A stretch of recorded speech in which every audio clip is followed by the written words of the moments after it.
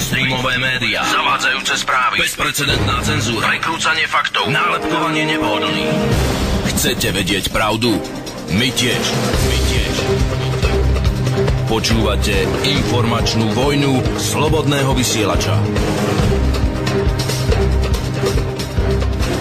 Programom vás prevádza Norbert Lichtner.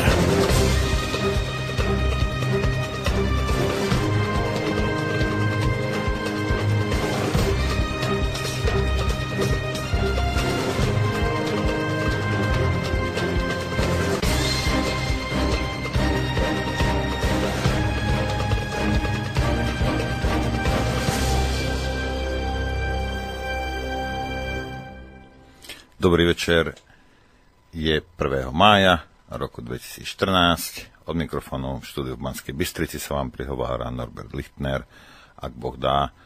Tak tu budeme dnes minimálne do 23. hodiny. Dnešnou témou je alternatívna ekonomická reforma. Mojím hosťom bude inžinier Jiří Šlimbach, s ktorým sa za chvíľku spojím.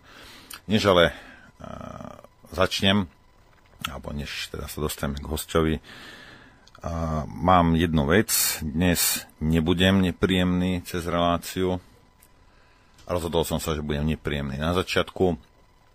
A toto neplatí pre väčšinu poslucháčov, ale ja dúfam, že tí slabomyselní jedinci, ktorí mi vypisujú hlúposti, sa v tom nájdu a zamyslia sa nad sebou. Dosť ľudí, nie je to veľa, bavíme sa možno pár desiatok. A mi vždy píše, že vy iba kritizujete a riešenia proste žiadne nie sú. Ja som si dal dneska tú námahu a za ten rok aj niečo, slobodný vysielač, alebo tu odznelo od rôznych hostí na rôzne problémy asi 100 riešení. Plus minus autobus, niečo medzi 90 až 100. A riešenia samozrejme ponúkame, alebo naši hostia ponúkajú, preto sem chodia. My redaktori, ako riešenia veľmi nemáme. Problém v tých riešeniach, ktoré vám tu väčšina ľudí ponúka, je v tom, že je reálna a tým pádom, že je reálna, tak musí zahŕňovať aj vás.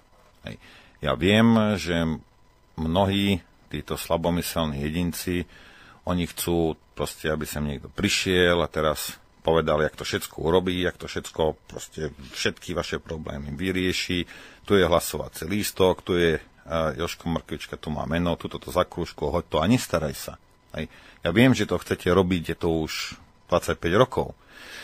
No a vidíte, kam vás to dostalo. Kam to dostalo celú spoločnosť. Spoločenské problémy sú aj vaše problémy, pretože spoločnosť tvoria jednotlivci a problémy spoločnosti sú problémami tých jednotlivcov. A ver mi, či sa ti to páči, alebo nie, alebo nemusíš mi veriť, skús napísať na lampáren, tam ti to možno niekto vysvetlí. Tvoje problémy nikto nebude riešiť. Nikto. Nikto na tom nemá absolútne záujem, aby tvoj problém vyriešil. Nemám ho ani ja, nemá ho ani Fico, nemá ho ani Počiatek, nemá ho ani Dzurinda. Nikto nemá, ani tvoj sused nemá proste záujem na tom, aby riešil tvoje problémy. A spoločenské problémy sú tvoje problémy. Takže každé to riešenie, ktoré tu zaznelo, vždy zahŕňovalo aj vás, pretože bez vás, bez tých jednotlivcov sa to urobiť nedá. To je jedno, či tam niekto mal nejaký zlepenec, alebo teraz tu máme skoro jak za komunistov jednu stranu, tam je 83 poslancov jednej strany, 2 roky, ktorí nie, že patria do jednej strany, poslúchajú ako malé deti. To sú ľudia bez chrbtice, bez názorov a keď ich majú, tak samozrejme ich nevyslovia. Všetci hlasujú tak, ako im Lašáková ukáže. Ten človek, ktorý to akože riadi, tento za 2 roky to mohol rôznymi novelami a novými zákonmi zmeniť, otočiť to úplne s prehľadom, keby chcel. On ti to nasľuboval, ty si mu uveril, ty si ho zvolil, nič sa nedeje, akorát je to horšie.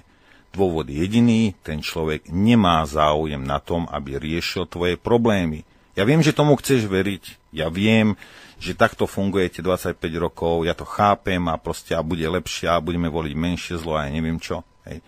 Ale ten človek nemá, pretože keby mal záujem, tak to urobí. Má na to všetky legálne páky. Má na to všetky legálne páky. Nerobí to z jediného dôvodu, lebo to nechce urobiť. A toto si zapamätajte všetci. A všetky riešenia, ktoré majú, čo je len trošku niečo spoločné s realitou, zahrňujú vás, jednotlivcov. A toto si tiež zapamätajte. A pokiaľ si budete myslieť, že niekto má záujem, že ja idem do Európy a tam v Európskom parlamente a niečo budem robiť a tuto v Slovenskom parlamente. Nie. A to nie je, že ja ti to hovorím, to ti hovorí skúsenosť 25-ročná. Tak treba sa zastaviť a zistiť, že dobre, tak táto cesta nevedie, tu je stena, do ktorej vždy si narazil. Treba sa vrátiť pár krokov a skúsiť teda nejakú takú cestu, kde proste nekončí to pre teba tým, že hodíš nejaký blbý papierik do nejakej urny. Hej. No, a dnešná relácia, a ja to hovorím pretože dnešná relácia je jedna zase z tých, ktorá vám ponúkne nejaké alternatívne riešenia, nie len čo sa týka ekonomických reforiem, ale celkovo spoločnosti. A ja neviem presne, o čom pán Šlimbach bude rozprávať, ale zaručujem vám, že čokoľvek povie, pokiaľ to budete chcieť dostať do praxe, politik to za vás neurobí. Politikom vyhovuje tá situácia, ktorá teraz existuje. Vyhovujem preto, lebo si ju sami vytvorili tú situáciu, sami za tie roky porobili tie zákony a čokoľvek ešte viac potrebujú, tak si urobia ďalšie zákony. Za posledné 2 roky viete, aké zákony sa prijali, hej, s istotami. A teraz mi povedzte, či vám to nejakým spôsobom pomohlo. Od dneska sa začína predávať pôda slovenská. A viem, že urobili kdejaké kliky, háky, len keby možno ste si nevšimli, že to je od 1. júna. Teraz tu bude mesiac divokého západu. Sledujte, čo za ten mesiac, čo sa bude predávať a akým spôsobom, pretože legislatívne to naschvál nie je ošetrené.